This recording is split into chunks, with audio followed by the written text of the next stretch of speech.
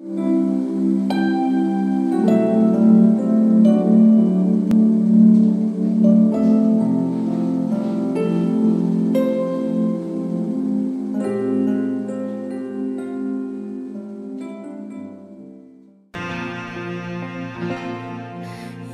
Tuhanku,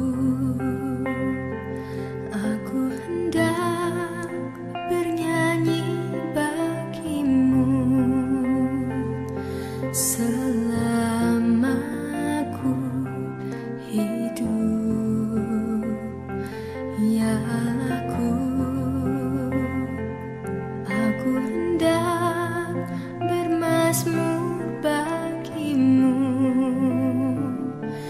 selagi ku ada. Inilah yang ku renungkan setiap waktu. Ibu Bapa, Saudara yang dikasihi Tuhan Yesus Kristus, salam sejahtera buat kita sekalian. Terlebih warga jemaat GPIB Sebaot Bogor yang dikasihi Tuhan.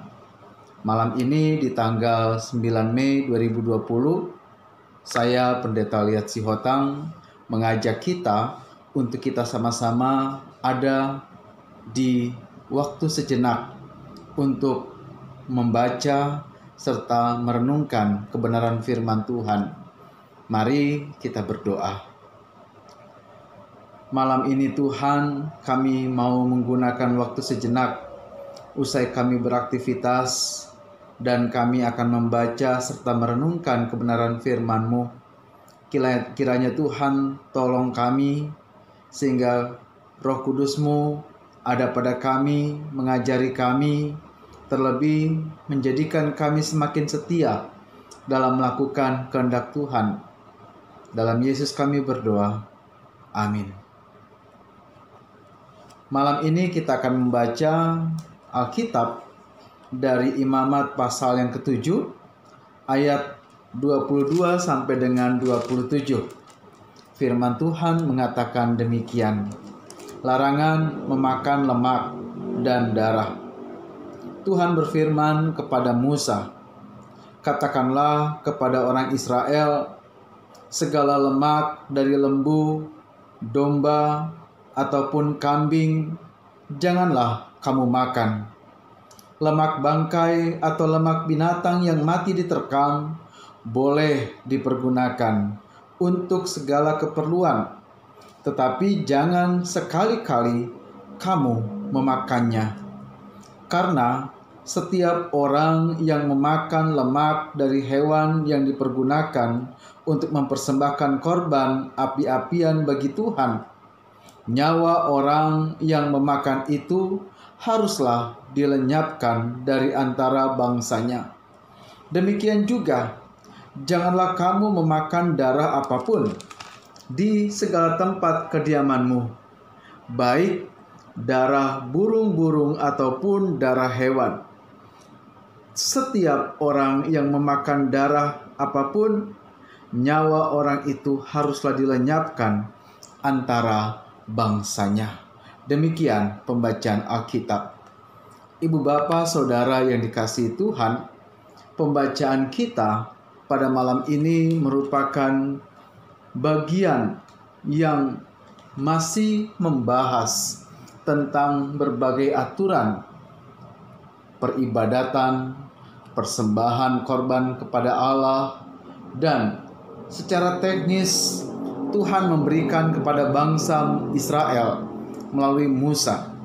Dan apa yang kita baca malam ini merupakan suatu larangan.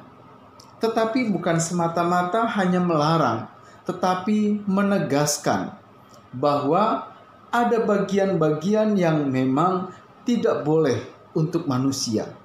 Bagian-bagian itulah bagian yang terbaik untuk Allah. Bagian yang dikuduskan, yang dikhususkan untuk Allah. Yaitu apa? Tadi kita baca ada lemak dan ada darah. Wah, bagian ini kalau untuk orang Batak tidak bisa lepas. Tetapi kita mau sama-sama melihat, ternyata di zaman Perjanjian Lama Tuhan menguduskan bagian-bagian yang kata banyak orang ini adalah bagian yang cukup menggiurkan.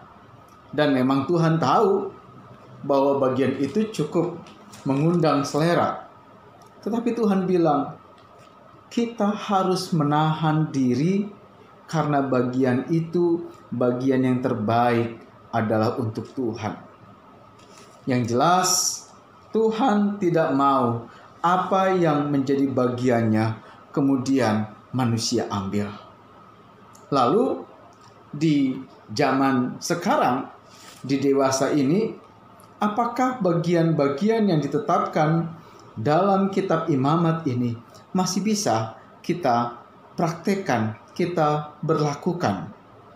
Ibu bapak saudara, mari kita pahami dulu. Yang pertama, Tuhan menetapkan, Tuhan menentukan, Tuhan memberikan larangan dan juga apa yang tidak boleh dilakukan, bahkan dimakan oleh orang-orang Israel saat itu. Maksudnya apa? Maksudnya adalah supaya mereka sadar bahwa hidup mereka itu hanya karena Tuhan. Hidup mereka hanya karena Tuhan, hidup mereka hanya oleh karena kasih Tuhan, dan hidup mereka hanya oleh untuk kemuliaan Tuhan. Di sini Tuhan mau menegaskan, akulah yang memegang, akulah yang menguasai seluruh otoritas kehidupanmu. Kehidupan manusia diatur oleh Tuhan. Dan kitab imamat ini dan juga bagian yang kita baca malam ini mau menegaskan tentang kemahakuasaan Allah atas ciptaannya. Bagaimana dengan kita ibu bapak? Siapa yang berkuasa dalam hidup kita? Siapa yang memegang kendali dalam hidup kita?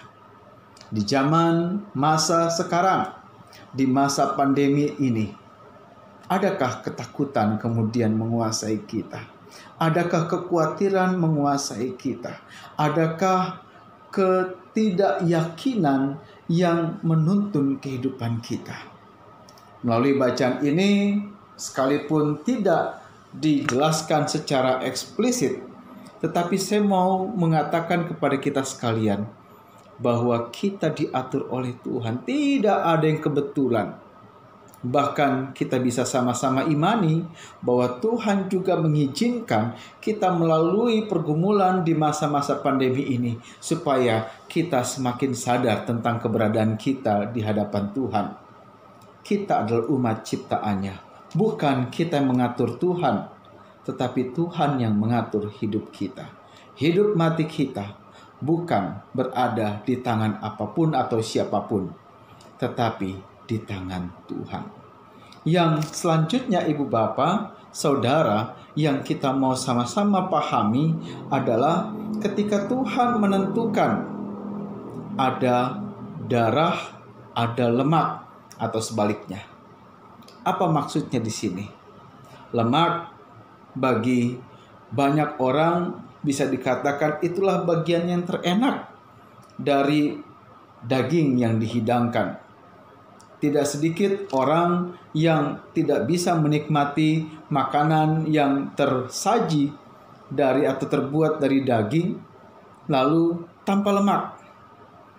Pasti ada yang mencari, lemak ini paling enak. Tapi juga dikatakan itulah hanya punya Tuhan. Lalu dikatakan juga di sini darah tidak boleh sama sekali dimakan oleh manusia. Terus gimana ibu bapak? Bagaimana kita yang dalam tradisi ada makanan-makanan tradisional yang menggunakan bagian-bagian yang enak itu? Mari sama-sama kita pahami. Ternyata apa yang tercatat di dalam kitab Imamat. Ini merupakan bagian dari hukum Taurat. Sekarang telah digenapi oleh Tuhan Yesus Kristus. Tuhan Yesus menggenapi apa yang tertulis di dalam hukum Taurat. Aku datang bukan untuk meniadakan hukum Taurat, namun aku datang untuk menggenapinya. Maksudnya apa?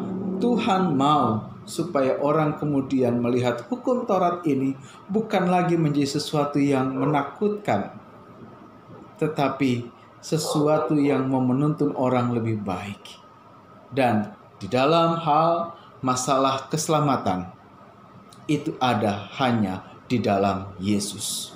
Matius pasal 5:17 menegaskan tentang penggenapan yang Yesus lakukan terhadap hukum Taurat. Lalu bagaimana? Apakah saat kita makan lemak, makan daging, kemudian itu akan mengharamkan kita? Lalu Tuhan Yesus pun menjawab di dalam Matius pasal 15 ayat 11, Matius 15 ayat 18, bahwa ternyata apa yang masuk ke dalam mulut kita bukan itu yang menajiskan kita, tetapi apa yang keluar dari mulut kita, apa yang kita ucapkan, apa yang kita katakan lewat mulut kita. Ketika itu tidak memberkati, ketika itu tidak membuat orang damai sejahtera, ketika itu tidak menjadi solusi, ketika itu bukan yang di dalamnya ada berkat Tuhan, itulah yang membuat kita menjadi orang yang najis. Itulah yang mengharamkan manusia. Jadi ibu bapak saudara, saat kita ada di zaman perjanjian baru sekarang, kita mau melihat bahwa Tuhan Yesus telah membuat segala sesuatu itu menjadi jelas.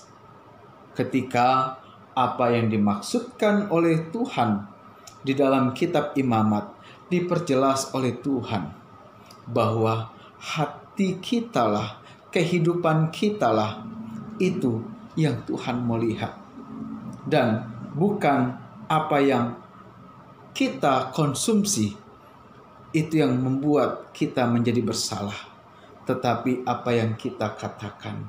So hati-hati ibu bapak, hati-hati.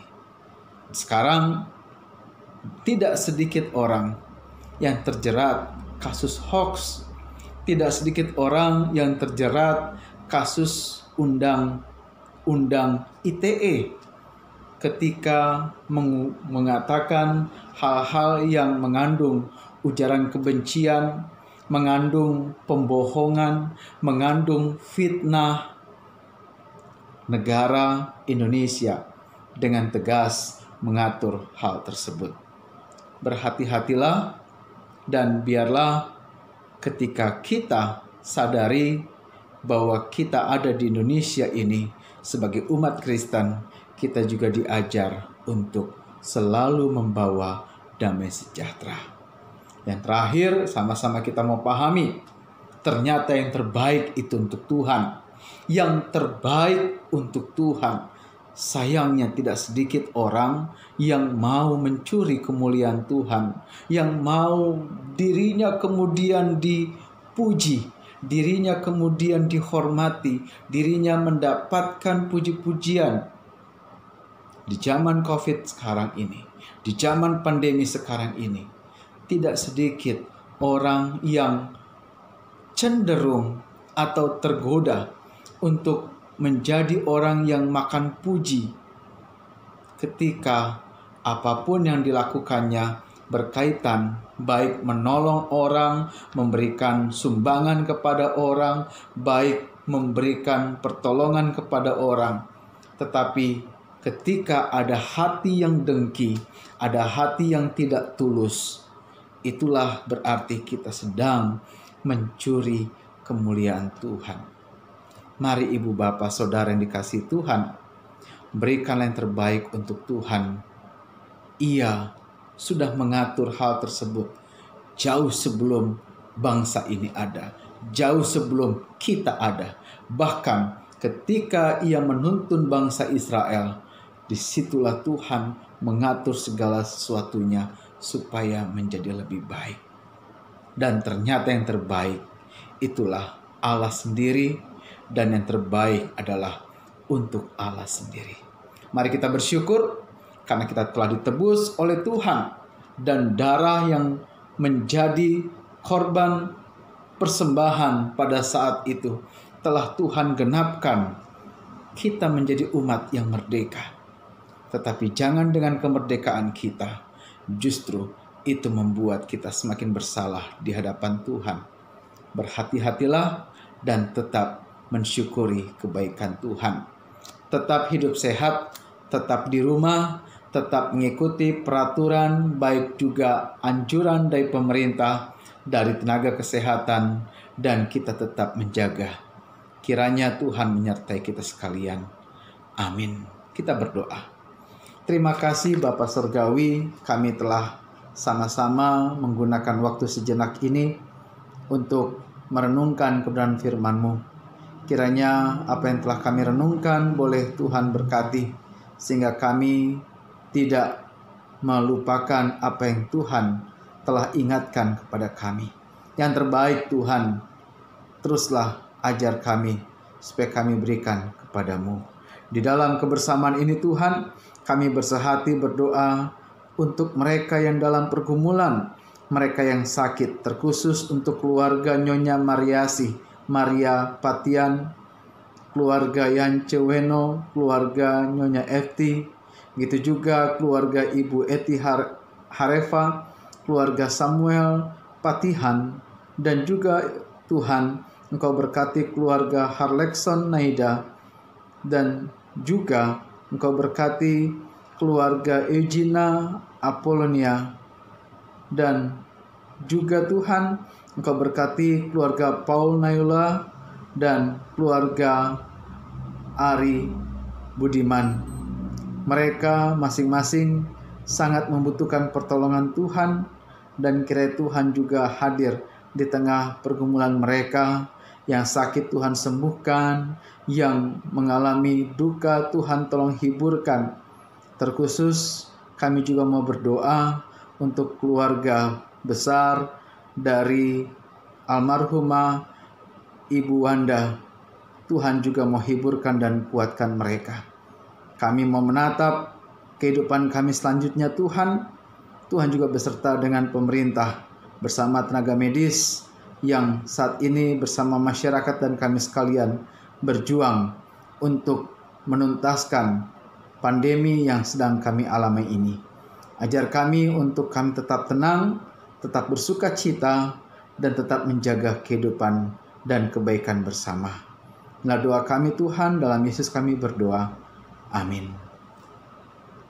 Demikian renungan kita malam ini, kiranya boleh menjadi berkat dan boleh menguatkan kita sekalian. Tuhan Yesus memberkati.